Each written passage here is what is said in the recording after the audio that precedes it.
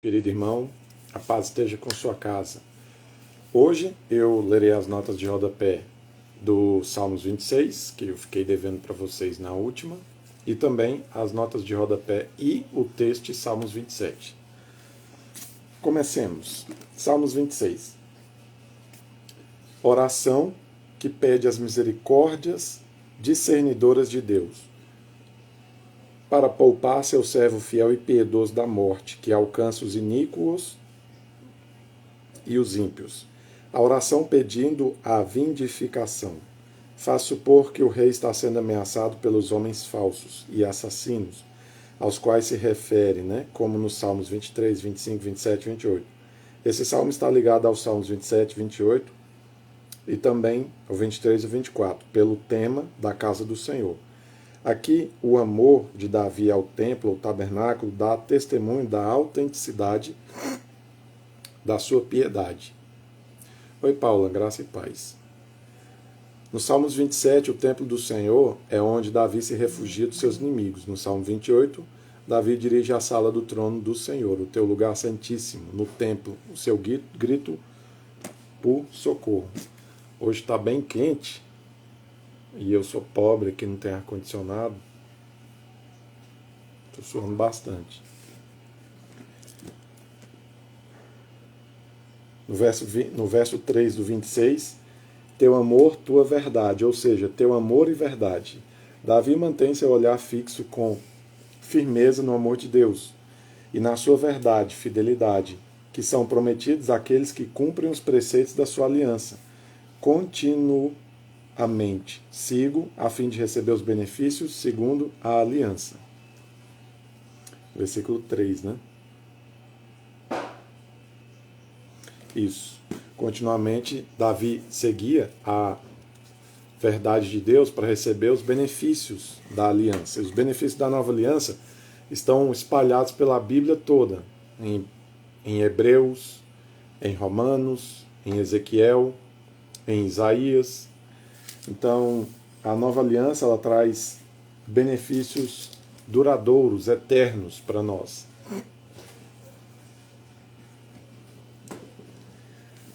Do 4 ao 5, associo com Davi. Não, associo com. Davi recusa-se a acomodar ou a se associar aos que apresentam como falsos, hipócritas, malfeitores e ímpios.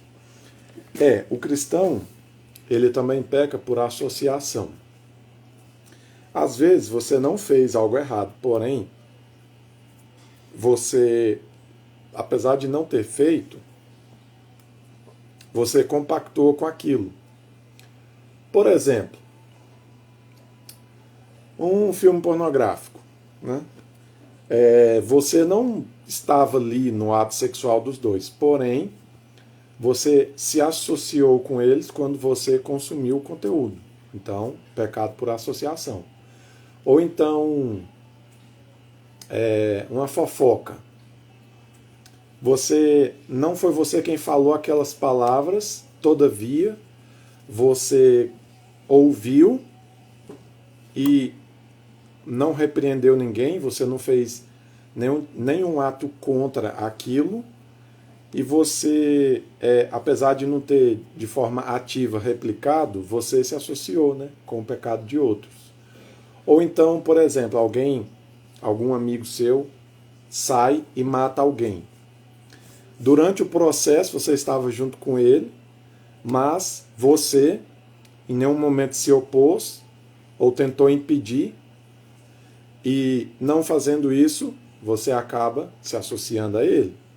Então, existem também os pecados por associação. Ou, por exemplo, você está andando com uma amizade que tem linguajar obsceno. Você não está falando as obscenidades que ele fala, todavia, você não repreende, não sai de perto, e você não cria nenhum tipo de meio para você impedir aquilo. Você está se associando a ele. Então, os pecados por associação são pecados passivos. E Davi, no Salmos 26, ele diz isso: eu não vou andar e nem me associar com homens falsos, hipócritas, Detesto o ajuntamento dos malfeitores, não me assento com os ímpios. Então, o cristão, ele também tem que tomar cuidado com esses pecados por associação, né? E, como Paulo escreveu, aquele texto famosíssimo de 1 Coríntios, as más companhias corrompem os bons costumes. Eu já vi várias vezes pessoas, quando são confrontadas, né, com as más influências com as quais eles andam, eles comumente dizem assim: não, mas não está me influenciando negativamente, não. Porque eu não sou influenciado por ninguém. Mas é uma ilusão, porque a influência maligna, ela não acontece de forma perceptível e nem de forma ativa. Então, é algo subjetivo, como uma PNL, uma programação neurolinguística, que quando você começa a ver, você já está replicando aquele comportamento. Então, não é visível para você. Por isso que parece que as más companhias não te corrompem, mas te corrompem sim. Então, você anda muitos anos com um fofoqueiro. No começo você é bem resistente, né? Mas chega uma hora que aquilo começa a te afetar. Se você não tiver se desassociando, se afastando ou se posicionando contra aquilo de maneira veemente, uma hora ou outra aquilo te corrompe, aquele comportamento. Então, com isso, vou parafrasear também com Paulo, não é que nós estamos dizendo para você sair do meio de tudo que corrompe no mundo, porque se fosse assim, era necessário nem estar mais no mundo, porque o mundo é corrompido. Mas a questão maior é que, mesmo que você está na sujeira, você tem que ter um certo tipo de postura que impede aquilo de te contaminar. Então, ainda que você esteja, né, em um meio de um ambiente corrompido, você cria mecanismos para que aquilo não te influencie. Porque, de fato, sair totalmente da corrupção, nós só conseguiremos quando formos arrebatados, sairmos daqui. Então, Jesus, por exemplo, foi chamado de amigo de pecadores. Mas não significava que ele se contaminava com eles.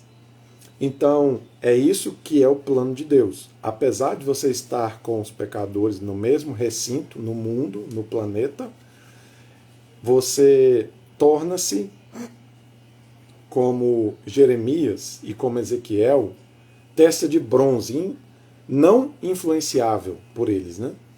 Então, você está ali, porém, você influencia eles, e não você se deixa ser influenciado por eles. Esse é o plano de Deus. Então, associação é um comportamento passivo e, digamos, até conivente de você aceitar, né, aquela pequena corrupção daquelas más influências. Agora, tem pessoas que eles são controladores, eles são extremamente invasivos, eles não conseguem aceitar o seu espaço de não querer fazer o que eles fazem. Então, eles não só se corrompem, mas eles, o tempo todo, influenciam diretamente você a fazer o que eles fazem. Tem colegas de trabalho que você está no trabalho e ele chega com o celular aberto numa pornografia e fala: e aí, você gosta ou não, ou você é gay? E ele obriga você a assistir. Se você falar não, ele faz algum tipo de bullying, algum tipo de pressão. Então é disso que eu estou falando. Esse tipo de gente aqui é um outro nível. Esse aqui você tem que cortar totalmente. Agora, tem um tipo de gente corrompida que ele sabe respeitar certos espaços, certos limites, e dá para você conviver com ele. Você não vai deixar ele te influenciar, mas você influenciará ele. Esse tipo. Agora o outro você corta totalmente.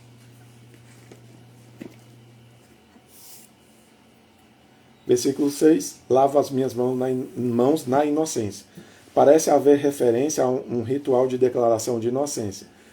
Mãos limpas e coração puro são condições prévias para os que se aproximam de Deus. Do teu altar me aproximo. Celebrar em voz alta os atos salvíficos de Deus ao lado do seu altar era como um ato público de devoção no qual a pessoa também convidava todos os adoradores congregados a louvar. Isso, eu mencionei isso na última exposição. Onde a tua glória habita. A presença da glória de Deus assinalava a presença do próprio Deus. Sua glória habitando no tabernáculo e posteriormente no templo dava a Israel a certeza da presença santa, porém misericordiosa, do Senhor entre o seu povo. Jó 1,14 proclama aquela mesma presença da palavra que se fez carne e que viveu entre nós. Do 9 ao 11, apelo para Deus não trazer contra Davi o fim, morte, que aguarda os ímpios. Versículo 12, derradeira confissão de confiança, uma promessa de louvor. Firmes andam como em terreno liso, sem perigo de cair. Agora, Salmos 27. O Senhor é a minha luz e a minha salvação. De quem terei temor? Isso é verdade. Existe uma correlação direta entre você não considerar o fato de que Deus é o ser mais poderoso do universo e a insegurança e o medo. Ou às vezes a falta de confiança no amor de Deus. Às vezes você tem dúvidas se Deus realmente te aceita pela graça, se Ele realmente te ama apesar dos seus erros, se de fato Ele é ou não confiável a você, se você pode ou não confiar nele. E isso gera temor no seu coração. Mas quando você resolve todos esses problemas de identidade, simplesmente você fala como salmista, peraí, o Senhor é o mais poderoso do universo e Ele está ao meu favor e não contra mim. Ou seja, do que eu vou ter medo? Ou você tem uma conta para pagar e você pensa, peraí, o Senhor é o dono do ouro e da prata. Por que eu terei medo de não pagar a minha conta? Ou então, você está com um filho pequeno e está sem dinheiro para fazer alguma coisa. E você pensa, peraí, mas o Senhor, Ele é o meu pai e Ele cuida de mim, do que é que eu terei medo? Então, quando você considera Deus, ao invés de considerar o seu problema, isso expulsa os seus medos. Assim como o salmista está dizendo. Então, um dos segredos para você vencer a incredulidade, a falta de confiança, o temor, a ansiedade, é considerar quem Deus é, né? E não considerar o problema à sua frente ou considerar a sua pequenez, mas olhar para o Senhor faz você eliminar o medo e posteriormente a dúvida. O Senhor é o meu forte refúgio, de quem eu terei medo, né? Exatamente. Então, se você considera isso, não há por que você ter qualquer tipo de medo. E lembrando, o Senhor é a minha luz e a minha salvação. Ou seja, Davi não confiava em sua própria justiça para ser salvo. Davi ele não pensava, eu sou muito bom e eu me salvarei pela minha integridade. Não, ele não dizia isso. Davi aqui ele diz que o Senhor é a minha salvação. Ou seja, ele se reconhecia como pecador que precisava de um Salvador. Então, ele só seria salvo, por quê? Porque o Senhor era a salvação dele. Não porque ele tinha algum mérito em si mesmo, né? Porque, caso contrário, ele não diria que era o Senhor a sua salvação, ele diria, eu sou a minha própria salvação. Mas a verdade é que nós somos como pessoas que estão no meio do oceano, conseguem nadar apenas por 1 hora sem sentir cãibra e não tem nenhum tipo de salva-vidas, de bote ou de colete. Nós somos como essas pessoas, nós não temos como sair dessa. Estamos em uma situação que é muito maior do que nós mesmos, de tal forma que precisamos de um salva-vidas, que pule na água, entre e nos resgate. Você nunca conseguiria salvar a si mesmo. E essa verdade, ela sempre esteve exposta na palavra de Deus, desde o Antigo Testamento. Às vezes, você que não enxerga, mas sempre esteve lá. O Senhor é a minha luz. Por quê? Porque você sem Deus não tem luz em si mesmo. Você é participante das trevas. Por isso que Paulo diz que o Senhor ele nos tirou do reino das trevas e nos transportou. Ou seja, você estava aqui. Aí Deus pega e te tira e te transporta para o reino da sua maravilhosa luz. Não foi você que descobriu onde que a luz está e saiu caminhando. Não foi assim. Ele pegou você de um e colocou no outro. Então, você sem Deus é como a lua sem o sol. Você vive sem brilho, sem luz. Você não tem como ter bondade ou justiça por si mesmo. E ele mesmo não aceita as justiças que você consegue fazer com a força do seu braço. Quando os homens mal avançarem contra mim para destruir-me, eles, meus inimigos e meus adversários, é que tropeçarão e cairão. Veja, tem muito cristão que não confia em Deus e acha normal, por quê? Porque convive com pessoas do mundo que normatizam a desconfiança, o pânico, o medo, o pavor e todas essas coisas. Mas Davi, veja bem, entenda, Davi foi uma pessoa que ele vivia em guerras, ele saía de casa, às vezes com uma funda, com uma espada, um escudo, uma armadura, e ele entrava em batalhas contra milhares de soldados. É isso que você tem que entender. Hoje no mundo moderno, você não está numa guerra igual atualmente. Israel estava recebendo, não sei, saraivadas de mísseis. Talvez uns 200, 300, 400, 500 mísseis. Israel. Só que isso existe desde sempre. O povo de Deus sempre foi perseguido. Sempre foi perseguido. Desde a época de Abraão. Na época de Abraão, Isaac e Jacó, os pastores de ovelhas que eram das nações circunvizinhas a Abraão, entulhavam os poços de águas de Abraão. Abraão tinha muitos rebanhos e onde Abraão ficava, os rebanhos deles dizimavam tudo. Aí, outros pastores de ovelhas, ou de gado, que seja, que criavam seus animais, ficavam com raiva de Abraão, inveja de Abraão. Ia lá, Abraão abria os poços de água para dar de beber para os seus animais, e eles colocavam pedras, entulhos e coisas para quebrar o negócio de Abraão, perseguir Abraão. E Deus sempre livrava Abraão de todas as armadilhas. Então veja bem, aí o que é curioso? Hoje você não vive esse tipo de perseguição direta, a não ser que você seja judeu. Mas os cristãos de hoje ficam com medo de assaltante, com medo de bandido, com medo de vizinha fofoqueira, com medo de colega de trabalho, com medo de pessoas que no máximo que vai fazer são coisas mínimas. Mas Davi, ele corria risco de morte todo dia que ele saía para a guerra.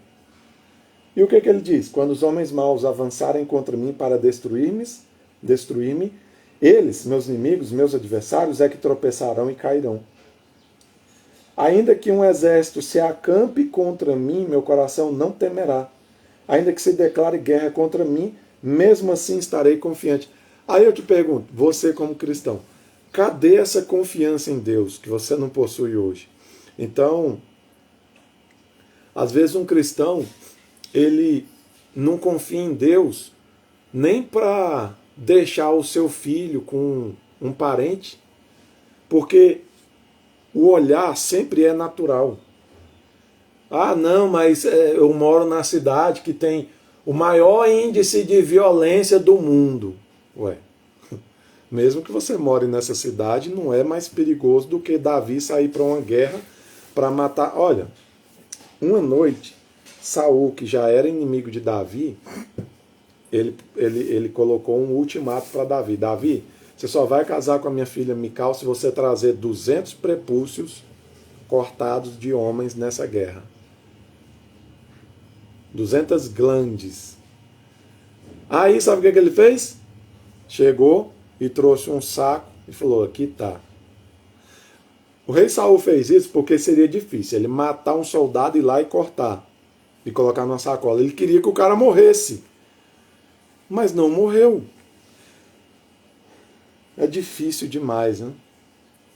É difícil demais encarar essas coisas, porque tem aquela frase, né, que diz assim: tempos difíceis criam homens fortes.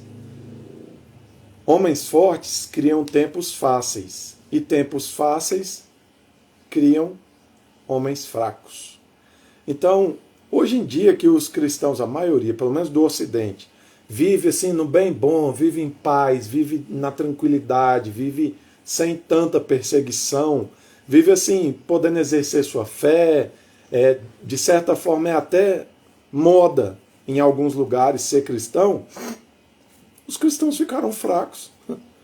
Tem medo de barata, tem medo de bandido, tem medo de doença, de vírus chinês, tem medo disso, daquilo. Cadê essa confiança?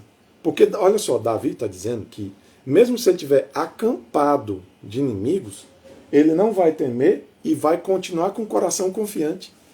Aí o cristão moderno, fraco, porque não enfrenta nenhum tipo de perigo real, com o menor sinalzinho de perigo ridículo, já está se morrendo, se desfazendo em ansiedade, em crise de pânico. Isso tudo é doença do mundo moderno. Doença de você viver numa sociedade pacífica, né? Nós vivemos a época mais segura da história. Por quê? Por causa do contrato de não expansionismo das Nações Unidas, da ONU. Agora, nós não temos mais aquelas guerras para aumentar território, mas isso sempre existiu na humanidade. Sempre, sempre, sempre, sempre, sempre, sempre. Uma nação invadia a outra, tentando expandir seus territórios, dominar aquele território e agregar aquele pedaço de terra para sua nação, para o seu país. Hoje em dia a gente não vive mais isso, então estamos vivendo tempos de muita paz, mas como resultado, como reflexo, temos cristãos muito fracos, que por qualquer besteira, problemas triviais, dos mais triviais mesmo. O cara fica com crise depressiva, crise de ansiedade, coisas assim, supérfluas, ridículas. Ainda mais se ele for mimado e rico. Você já viu os problemas que filhos de ricos mimados têm? O maior problema do cara é porque o ar-condicionado dele do quarto quebrou e ele não vai conseguir ficar dentro do quarto porque está muito quente e ele vai sofrer o dia inteiro. O maior problema do cara é porque alguém xingou ele de gordo na escola e ele está deprimido. Faça-me um favor, né? Então, qual que é o posicionamento normal do cristão? Se tiver acampada à sua volta um monte de pessoas armadas com 38, com 44, com fuzil, com escopeta, seu coração está tranquilo. Por quê?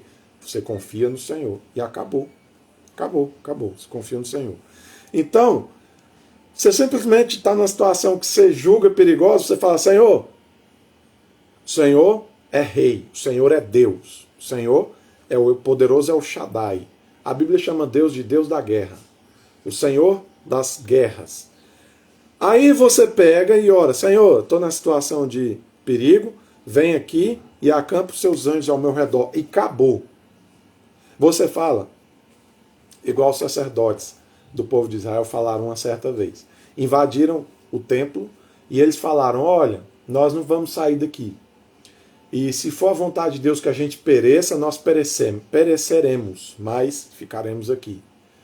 Você tem que ser uma pessoa que está pronta para morrer. Porque quando você se livra desse medo de morrer, simplesmente você se liberta. Você vive de forma livre, como agrada a Deus. Se for do Senhor o livramento, que eu seja livre. Mas se não for também, que o Senhor veja como um aroma suave a minha morte. E acabou. Quando Mordecai chegou para Esther, ele disse: Esther, quem sabe não foi exatamente por essa razão que Deus te colocou nessa posição. Se você não se posicionar a favor dos judeus, Deus providenciará outra pessoa, outro escape. Mas é exatamente por causa dessa hora que você está nessa posição. Aí ela entende e fala: quer saber? Eu vou fazer o que Deus quer de mim. E se eu morrer, morri. Por quê?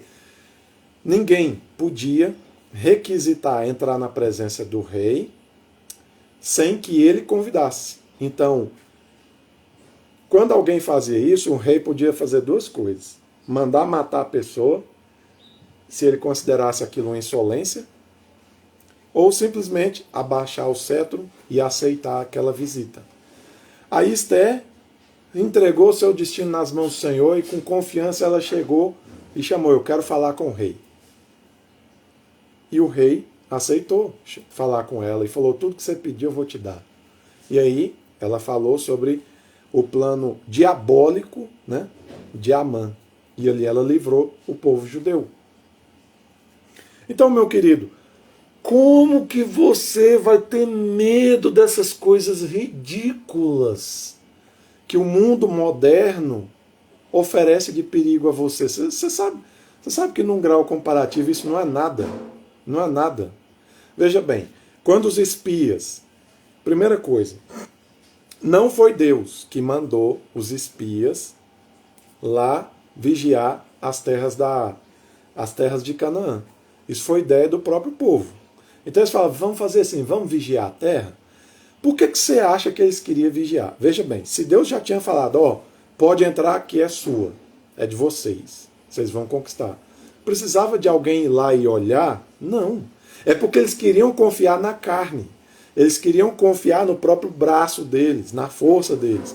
Então eles mandaram 12 para olhar se era fácil ou se era difícil. Aí foram os 12, 10 eram incrédulos, e desses 10 incrédulos contaminaram toda a comunidade de Israel. E apenas 2 eram crentes, Josué e Caleb. Então aqueles 10 começam a falar: não dá, porque ele tem gigante. Aquilo é difícil demais, eles vão trucidar a gente. Enquanto que os outros 2, não. O que vocês estão falando? Nós vamos devorar eles ali como se fosse pão. Então, eles entraram, tomaram a terra prometida no futuro, não aqueles lá, porque aqueles lá morreram porque foram incrédulos, mas os outros entraram e fizeram como tinha dito. Devorou os gigantes dali como se fosse pão. Por quê? Porque Deus disse. Então, por que é que as pessoas modernas, os cristãos, eles olham para a situação, para tentar extrair da situação confiança? Ou você confia em Deus, ou você confia na circunstância. Se você confiar na circunstância, você não confia em Deus. Se você confiar em Deus, não tem por que você olhar para a circunstância. Se Deus falou: é seu, vai lá que eu vou te dar, não importa quais são as circunstâncias. Não importa se tem um exército inimigo acampado ao seu redor só para te destruir, não importa. Simplesmente, se ele falou, ele vai fazer. Como o pastor Aloysio sempre diz, não é sábio perguntar a Deus como. Às vezes você fica pensando: mas como? Como? Olha para mim, olha quem eu sou, olha só minhas circunstâncias, como que isso seria possível? É a mesma coisa que Sara fez. Sarai fez. Sarai, o Senhor falou: daqui a 1 ano você vai ter um filho. Aí ela: como que eu, velha desse jeito, poderia ter filho? Aí o nome do menino foi Isaac, riso. E o Senhor fez. Ela não precisa de saber como, porque como diz respeito ao método. O método cabe a Deus, não a você. Então, se o como é de Deus, por que é que você tem que saber como? Você só precisa de saber que ele falou. Se ele falou, está falado. Você não tem que desvendar como. Você só precisa de orar. Ora e fala: Senhor, não sei como, porque a mim é impossível. Mas eu sei que o Senhor é todo poderoso. O Senhor pode fazer qualquer coisa. Então, eu não preciso de saber como, porque a pessoa que quer saber como, ele quer confiar na carne. É assim. Ele quer confiar em si. Ele quer traçar um plano, um método humano para ele alcançar aquilo. Você não precisa de saber como. Aí eu te pergunto: como Davi, sozinho, com um exército inimigo acampado ao seu redor, vai ganhar de todo mundo? Ou então, como que Davi, um adolescente, vai matar um gigante de 3 metros de altura? Como? É inconcebível para a mente humana. Por isso que você não precisa de saber como. Você só precisa de crer. O como não é importante. O importante é só crer. Então, se você crê, você não tem que saber como. Você só tem que crer. Se você crê, você confia, descansa. E aí, o que acontece? Seu coração permanece confiante. Bem, eu não preciso saber como, por quê? Porque não sou eu que vou fazer. O Senhor fará através de mim. E Deus, Ele faz qualquer tentativa do homem dar certo. Por exemplo, Davi simplesmente pegou e pensou, o que eu tenho nas mãos? Já sei, tem um estilingue, tem uma funda. Tá, vou colocar aqui uma pedra e jogar. Ele colocou, jogou, pronto. Deus fez a pedra acertar a testa do gigante, desmaiar ele, depois ele vem, pega e corta o pescoço dele. Você acha que Davi saiu de casa planejando isso? Ah, eu já sei como que eu vou fazer. Eu vou pegar, jogar uma pedra. Não, ele nem sabia. Ele foi lá entregar comida para os irmãos dele, porque o pai dele mandou. E quando ele chegou lá, se deparou com a situação, ele falou, quer saber? Eu já venci um urso, não sabia como que eu venceria um urso. Eu já venci um leão, não sabia como que eu venceria um leão. Eu preciso de saber como que eu vou vencer esse gigante? Não preciso. Se o Senhor me deu o urso, me deu o leão, por que ele não me daria o gigante? E aí pronto, ele se colocou na posição de crer. E ali Deus abriu o caminho em meio ao mar. Quando Moisés estava fugindo de Faraó, ele fugiu,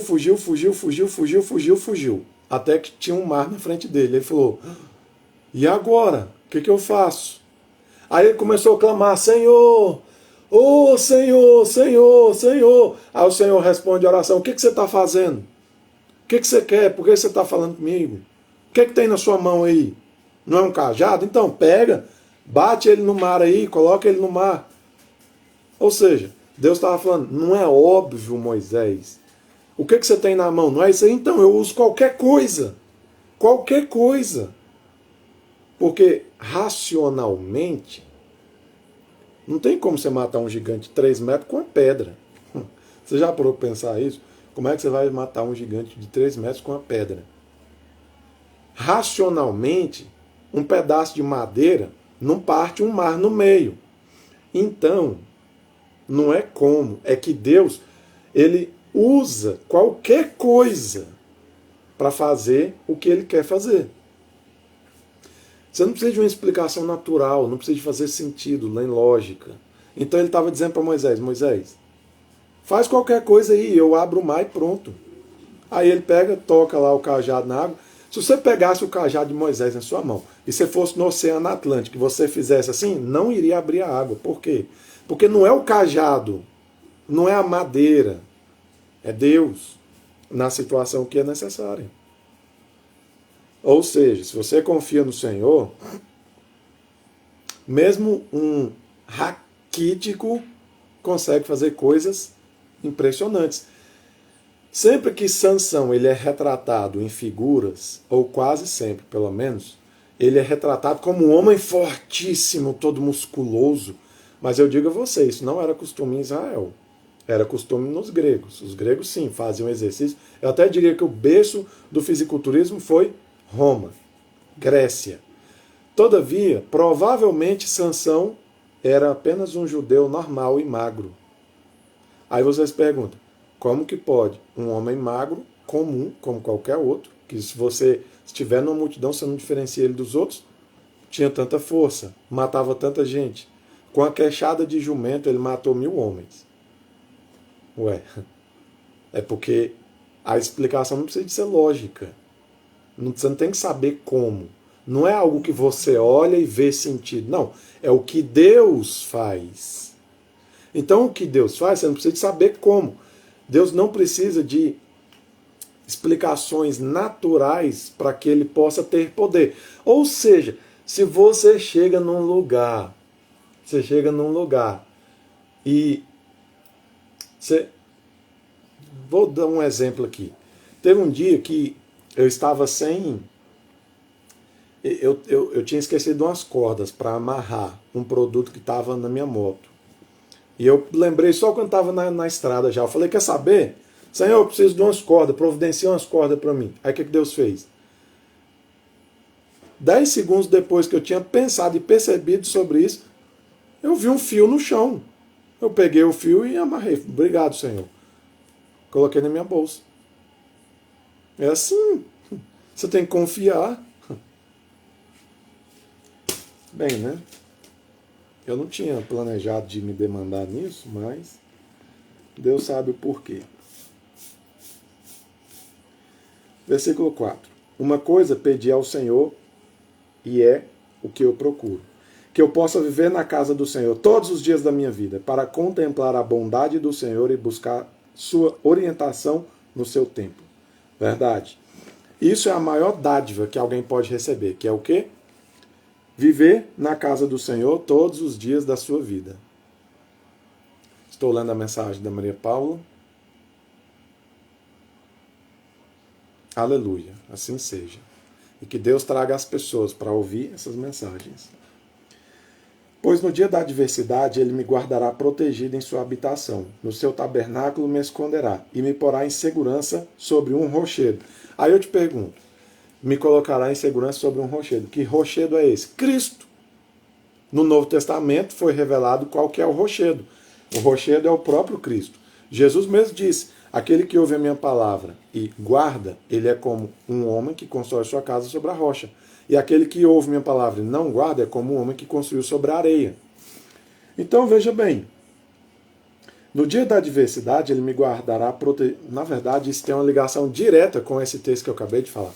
Porque veja bem, olha o que ele diz, no dia da adversidade. Outra coisa que você tem que saber, tem umas pessoas que são tão imaturas, que elas pensam que, eu já sei, eu estou um pouco revoltado é por causa desse calor. Aí o calor me deixa mais nervoso. Então, tem umas pessoas que eles pensam que se eles forem ricos, eles não terão mais nenhum problema na vida. O rico não tem problema. Isso não é verdade. Vê o que diz esse texto. Pois no dia da adversidade, então veja bem, os dias não são iguais. Tem pessoas que pensam assim, no dia que eu ter meu carro novo eu vou ser feliz. No dia que eu tiver minha esposa e meus filhos eu vou ser feliz. No dia que eu tiver o meu emprego profissional eu serei feliz. No dia que eu formar na minha faculdade eu serei feliz.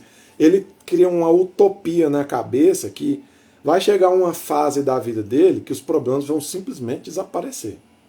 Mas isso não existe. Os dias, eles não são iguais. Então, olha, na verdade, estão escritos quais serão os seus dias de adversidade. Só para você saber. A Bíblia fala disso de Gênesis a Apocalipse. Lá em Efésios 6, sabe o que está escrito? Está escrito assim, para que, vista a armadura de Deus, para que você seja guardado no dia mau. Ou seja, existe um dia mau.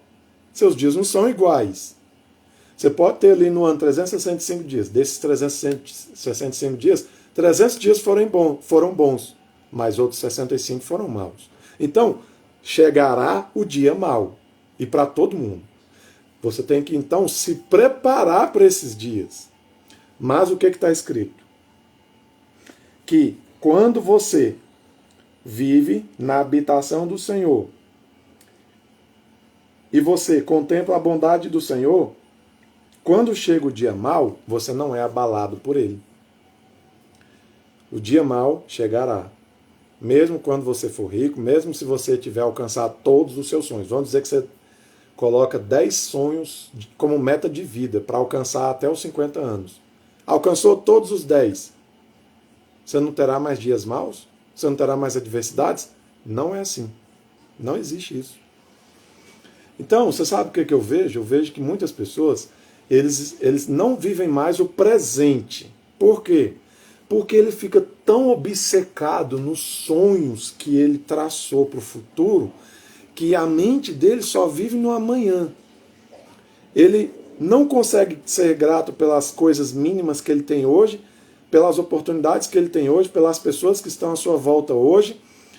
E quando tem os dias maus hoje, os dias de adversidade hoje, ele sempre projeta a sua felicidade no futuro. E ele pensa, o dia que eu realizar todos esses sonhos aqui, nunca mais eu terei essas dificuldades, esses dias de adversidade. Eu quero te dizer que você está redondamente enganado.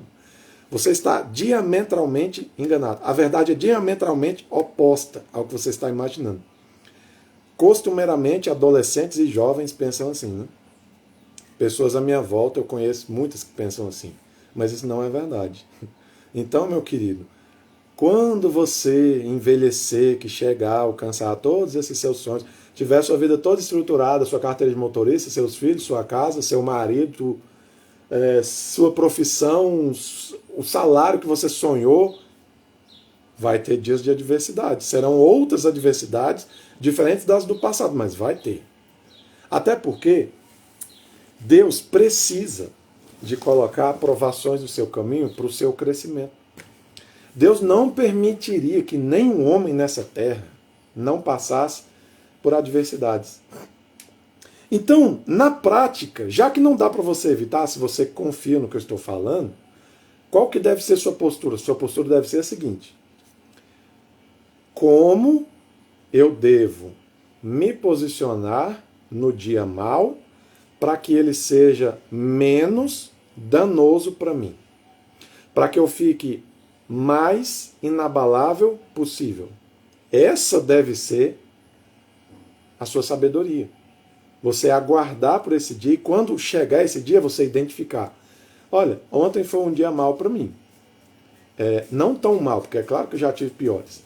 Mas na hora que eu fui para o culto, o diabo, ele foi lá com o dedo satânico dele e murchou o pneu do meu carro. Quando eu fui sair, na hora que eu fui sair, eu já estava atrasado por outra razão. Meu carro estava com o pneu vazio e corre o risco até de cortar o pneu. Quando eu fui trocar o pneu do carro, o macaco que eu coloquei estava querendo tombar, e se tombasse quando eu tivesse arrancado o pneu, ia dar um problema tão grande que eu não conseguiria mais levantar esse carro. Aí eu tive que tirar o carro do lugar. Quando eu fui tirar o pneu, quebrou a chave de roda que eu comprei. Quebrou. E eu não consegui tirar ela, a não ser com uma alavanca que eu peguei de uma marreta que eu tenho ali. E ainda quebrou a chave de roda. Depois, quando eu consegui levantar ele, eu ainda tive que pegar um cavalete para apoiar ele, porque o macaco não subiu direito. Aí depois disso, eu tirei a roda, coloquei, eu ainda esqueci uma peça, tive que tirar ela de novo e colocar de novo. E ali o diabo foi tentando me estressar, zerar minha paciência, mas ele não conseguiu. Por quê? Porque eu já passei por isso tantas vezes, que finalmente eu estou aprendendo. Quando for o dia mau, a não dar o que o diabo quer que eu dê. Mas, olha, vou te falar a verdade. Teve uma época que eu xingava tanta desgraça quando isso acontecia, que no final eu ficava me sentindo mal. Por que eu xinguei tanto? Por que eu xinguei tanto? Mas eu me descontrolava. Eu xingava. E eu xingava. E aí o Senhor foi começando a falar comigo. Olha, o diabo trouxe essas situações exatamente para te desequilibrar. E você deu aquilo que ele queria. Hoje eu consigo vencer o diabo. Talvez não 100%, ou 100% das vezes. Mas a maioria das vezes eu venço. Eu passo o dia igual Jó, sem pecar, sem transgredir. Mas eu tenho que me esforçar quando é um dia mau. Dia mau chega, eu tenho que fazer assim várias vezes. Segura, relaxa, abstrai, finge que aquilo não está acontecendo. Mas é isso que o diabo quer. No dia mau, ele quer abrir brechas para ele te condenar, te culpar, te envergonhar, fazer tudo. E o dia mau vai chegar. Lá em Efésios 6 está escrito o quê? Que a nossa luta não é contra a carne e sangue, e pessoas no dia mau, elas fazem coisas para te irritar, mas são contra os poderes celestiais, né? Então, quando você se reveste da armadura, você consegue passar essas situações sem ser abalado. Triunfarei sobre os inimigos que me cercam. Em seu tabernáculo oferecerei sacrifícios com aclamações. Cantarei louvores ao Senhor. Hoje em dia, na graça, nós oferecemos sacrifícios sim. Eu vi um pastor dizendo que nós não, na graça, não oferecemos mais sacrifícios, mas isso é falso. A diferença é que nós não oferecemos os mesmos sacrifícios da lei. Porém, o seu sacrifício hoje é você jejuar, é você, por exemplo, fazer isso que eu acabei de te falar, né? Você está ali com vontade de extravasar a sua ira e você segurar. É você... eu vi um testemunho de um irmão que ele, quando estava na época mais precisando de dinheiro, o Espírito Santo falou, me dá esse dinheiro que você tem aí e devolve o dízimo. Ele foi lá e devolveu o dízimo. Depois Deus deu uma bênção de 10, 15, 14 vezes mais o dinheiro que ele deu. São sacrifícios. Tudo isso é sacrifício. Mas não é um sacrifício de animal, mas são sacrifícios. Então, o sacrifício, ele serve principalmente para mostrar para a sua carne quem é que manda. E quem tem que mandar? O Senhor. Então, sua vontade natural, humana, é uma coisa. O sacrifício é você pegar, crucificar essa vontade e fazer outra coisa. Tudo isso é sacrifício. Você está sacrificando aquilo que naturalmente você faria se não fosse cristão. São coisas que normalmente não fazem sentido na sua cabeça. Você fala, mas peraí, eu estou na situação tal e eu vou fazer isso? Sim, você vai fazer isso. Ah, eu estou com fome, eu não vou comer? Sim, não vai. Ah, mas eu estou precisando de dinheiro, eu vou dar de oferta para alguém? Sim, você vai.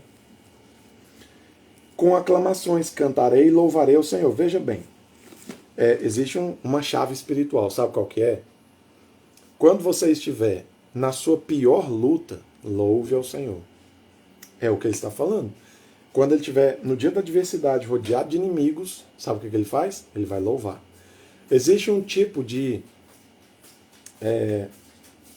chave espiritual que você destrava assim, sabe? As coisas quando você louva na adversidade. Porque a adversidade é tempo de reclamação, de murmuração. Eu não acabei de contar que quando era no passado, esses dias de adversidade eram os dias que eu mais ficava irritado. Então, esse é o alvo do diabo, o principal alvo dele. Mas quando você inverte a chave assim, você vira, e no lugar de você reclamar nesse dia de adversidade, murmurar, você amaldiçoar tudo, Deus, talvez não Deus, mas todo o resto, você amaldiçoar tudo e todos, porque você está irado, você virar a chave e você começar a louvar e agradecer, o diabo vai ficar com dor de cabeça, ele vai olhar para você e vai falar, o quê? Como assim? Olha o tanto de coisa que eu fiz hoje para ela murmurar, reclamar, para ela xingar, para ela extravasar a ira e ela está louvando.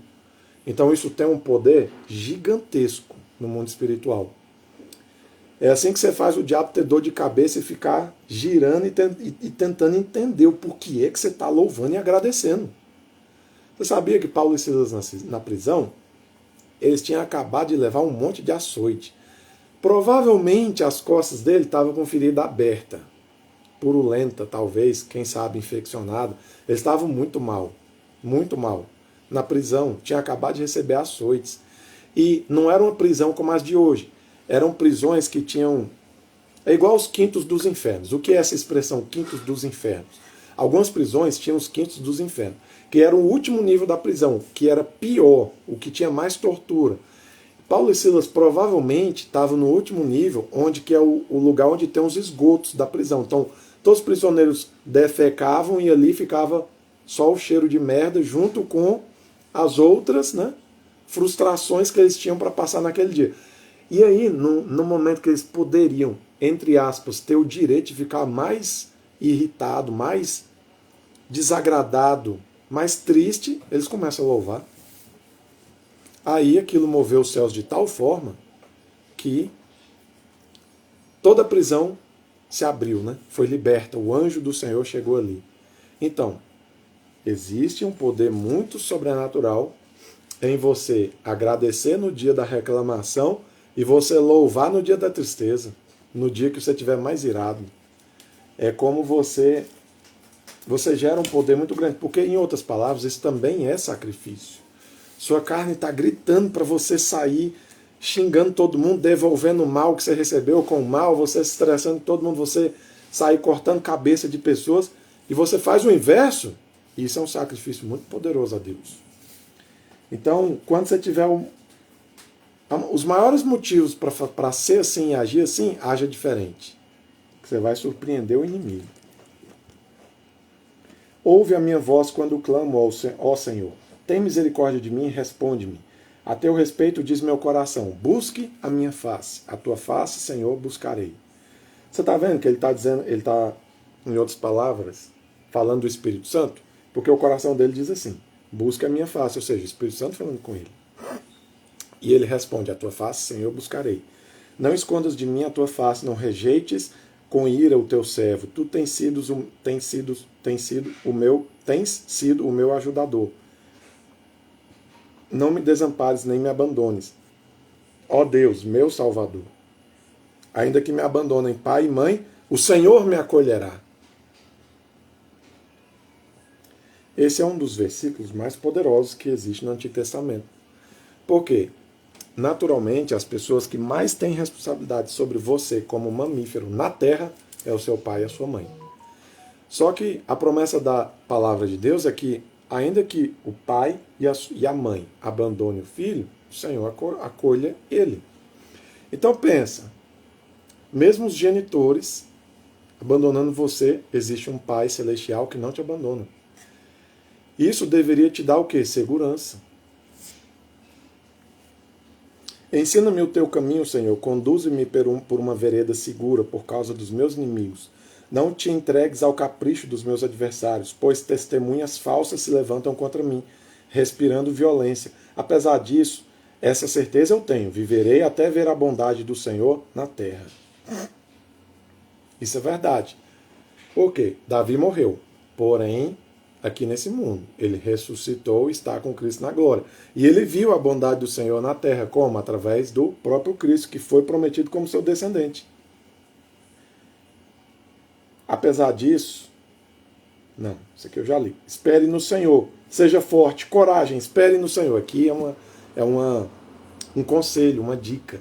Espere no Senhor. Ou seja, o que é isso? É não esperar na circunstância, mas no Senhor. Em outras palavras, você está numa circunstância da qual é inevitável você ser roubado, não olha para a circunstância, não espera da circunstância o resultado. Olha para o Senhor, confia no Senhor e espera no Senhor o resultado. É isso que ele está dizendo. E quando você faz isso, você ganha miraculosamente uma paz indescritível. Nas notas de rodapé do teólogo, ele explicando sobre Salmos 27. A confiante oração de Davi para livrá-lo de todos os que conspiram para derrubá-lo. A oração pressupõe a aliança que o Senhor fez com Davi. O solíquo da fé, essa palavra é nova para mim, que publicamente dá testemunho da confiante esperança que o rei tem no Senhor, introduz a oração nos versos 7. A conclusão ecoa a confiança dulce e acrescenta o diálogo da fé consigo mesmo.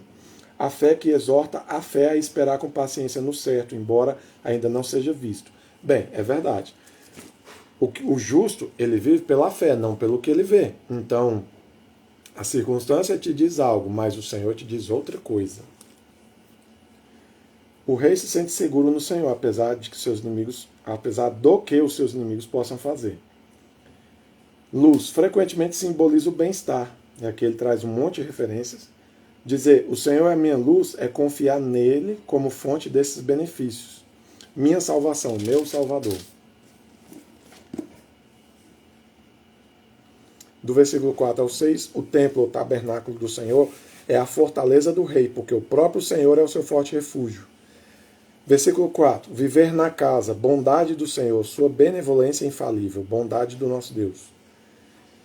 Do 7 ao 12, oração pelo livramento das mãos dos inimigos traiçoeiros. Estes permanecem sem ser especificados, quer dentro do reino, quer de fora, ou ambos. Sua arma principal consiste em falsas acusações com o intuito de desacreditar o rei. Olha, falsa acusação é algo bem antigo, né? Jesus morreu por falsas acusações. Disseram que ele se dizia rei, em outras palavras. A acusação dos líderes principais dos judeus era a seguinte, de que Jesus estava criando um motim diante do povo, de que ele tomaria o trono no lugar de César e libertaria o povo de Israel, o que era uma falsa acusação. Porque o Senhor falava de um reino e de que ele era rei, porém espiritual, não um rei físico. Então, politicamente, foi assim que eles acusaram a Cristo, através de uma falsa acusação. Porém, Davi também era acusado e o Senhor o livrava dessas falsas acusações. E a palavra de Deus diz assim, se o mestre, que é maior do que o discípulo, passou por falsas acusações, por que você não vai passar? Então, Quando você passar por injustiças, falsas acusações, calúnias, difamações, reaja como o Senhor reagiu. É isso que Deus espera de você. O Senhor me acolherá, ou que o Senhor me acolherá. Ensina-me teu caminho. Somente os que conhecem a vontade do Senhor e põem em prática podem esperar que as suas orações sejam favoravelmente atendidas, ou seja, aquele que crê na graça. Conduze-me por uma vereda segura. A única vereda segura é quem? Cristo. Ele diz que eu sou o caminho, a verdade e a vida. E aquele que crê em mim não será envergonhado. Bondade do Senhor. As coisas boas prometidas na aliança do Senhor com Davi. Espere no Senhor, a fé que encoraja a fé. Bem, oremos. Senhor, meu Pai, grava essa mensagem no coração desses filhos que o Senhor tem. Pai, que o Senhor, em nome de Jesus, gere fé e confiança inabalável, como a que Davi tinha, para que eles enfrentem os problemas do dia a dia e que eles entendam que eles não salvam a si mesmos, mas o Senhor é quem os salva. Assim seja, em nome de Jesus. Amém.